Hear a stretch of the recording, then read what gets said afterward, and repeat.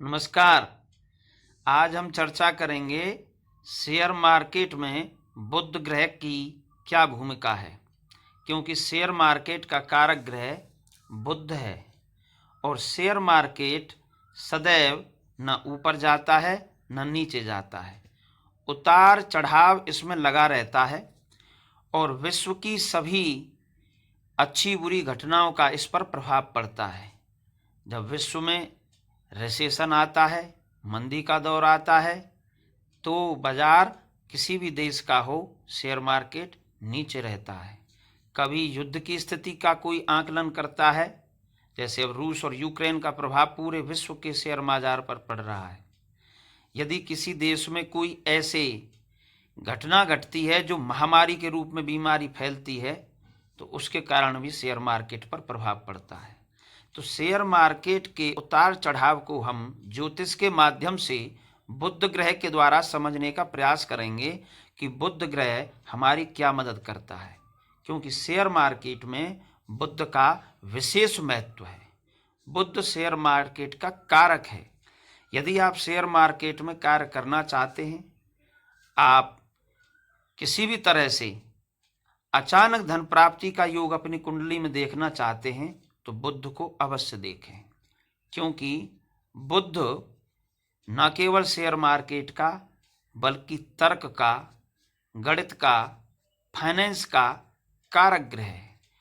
आपकी कुंडली में यदि बुध मजबूत स्थिति में है, बलवान है, युवावस्था में है, डिग्रीबाज अच्छा है, तब आप अवश्य ये माने कि आप यदि शेयर मार्केट में निवेश करते हैं या धन को किसी भी तरह से आप निवेशित करना चाह रहे हैं, तो बुध आपको अच्छा तर्कशास्त्री बनाएगा, बुद्धिमान बनाएगा और आपका धन बढ़ेगा।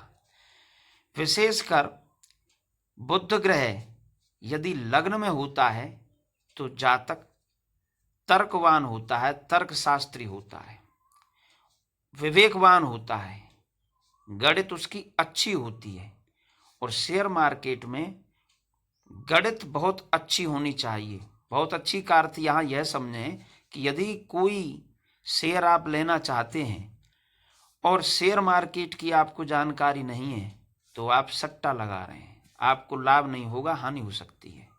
लेकिन बुद्ध यदि मजबूत है, गणित की आपको जानकारी है, जिस शेयर को आप खरीद रहे हैं, आपको ये पता होना चाहिए कि वह कंपनी करती क्या है, उस कंपनी का मालिक कौन है, उसका सेल्स प्रति क्वार्टर बढ़ रहा है या नहीं, उसके प्रॉफिट बढ़ रहे हैं या नहीं, उसमें हिस्सेदारी किस किस की है, वह किस सेक्टर का है, उस पर अधिक कर्जा तो नहीं, उसने कहीं अपने शेयर गिरवी तो नहीं रखे।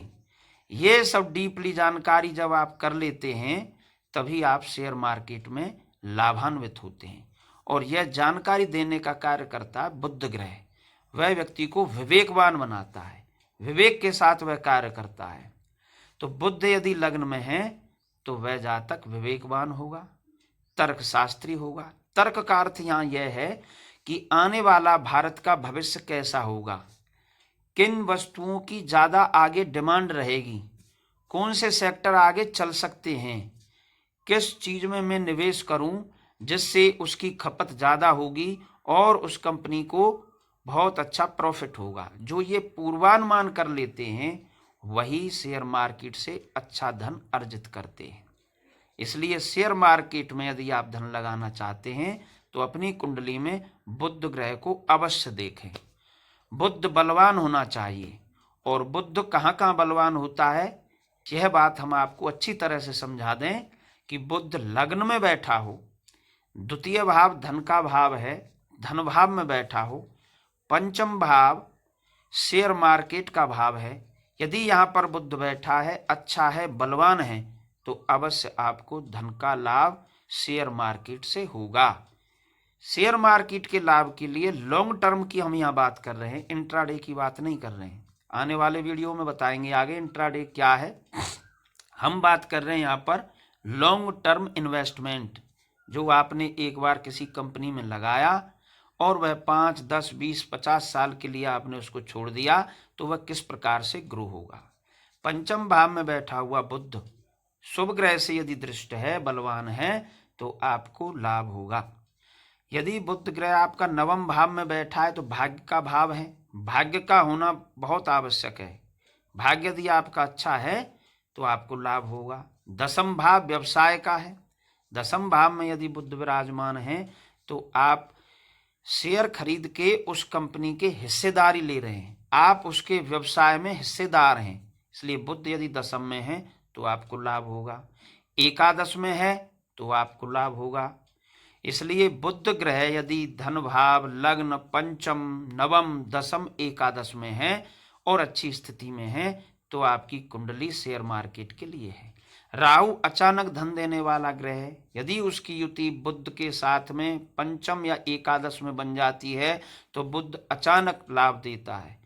आप कोई शेयर खरीदेंगे 50 रुपए का, 100 रुपए का, वो देखते देखते आपके साल में, 2 साल में हो सकता है 1000 का हो जाए।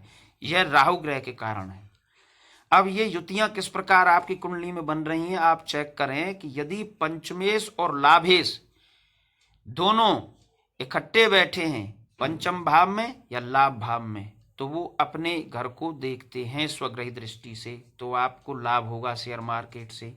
पंचमेश और धनेश यदि पंचम अथवा धन भाव में बैठे हैं तो आपको धन अर्जित होगा, लाभ होगा।